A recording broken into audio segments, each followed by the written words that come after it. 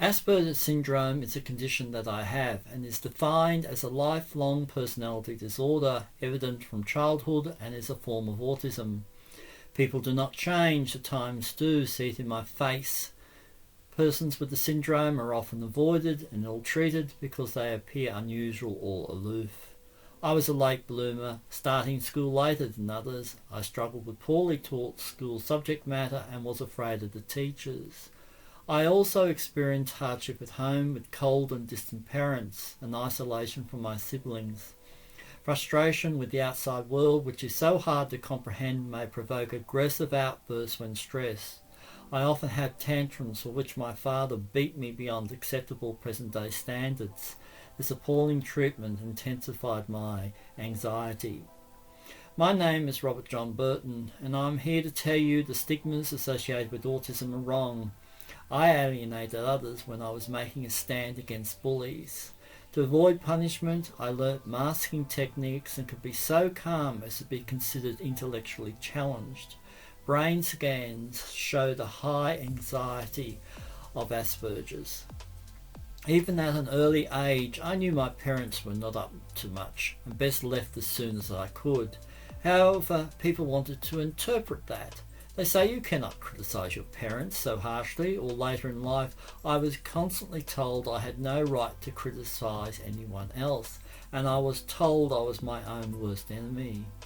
Ironically, this was one of the better things that people who did not care about me told me, because I learned that regardless of my flaws, I learned to cope with me, and others learned generally how to deal with me. I was mad, bad and dangerous to know. Some people were stupid in the way they tried to control me because they could not control themselves. Many people have uprooted my growth because they are troubled with my behaviour.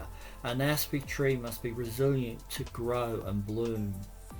There are some common misconceptions. We are all clever. No, Michelangelo, Mozart, Temple Grandin, Andy Warhol and Alan Turing have set a bar too high. Genius is something else.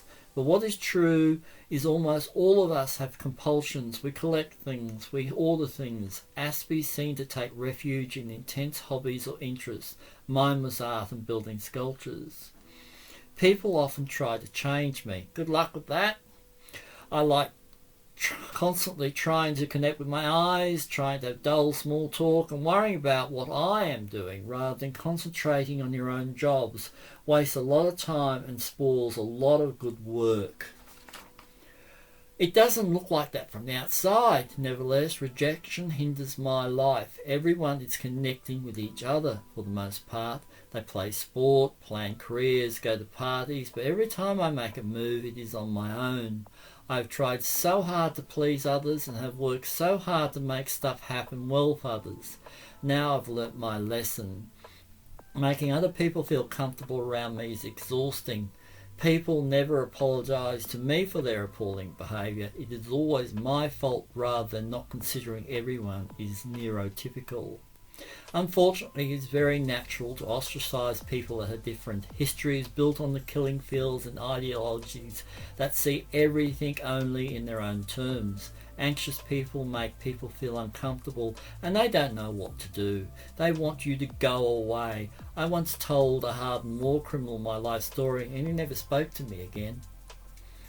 I am a survivor of childhood abuse, a survivor of being a victim of violent crime, a survivor of cancer, and a survivor of misunderstanding. It is so difficult to explain to people who think that is just the way life works, especially those that face the fierce trauma of waiting in line at the supermarket.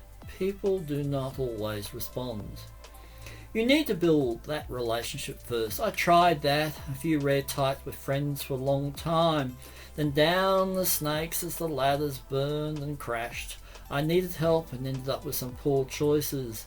The users and abusers love a vacuum. I have nightmares of being buried alive, pulled under scarified ground. It is always, of course, my fault, and I'm getting told off and being put in my place. Why are you not like everyone else? What is the matter now? It is normal, it happens to everyone. But that is people looking to justify to themselves how imperfect I am and how right they are to dump me in it. Insensitive people choose not to see my experience.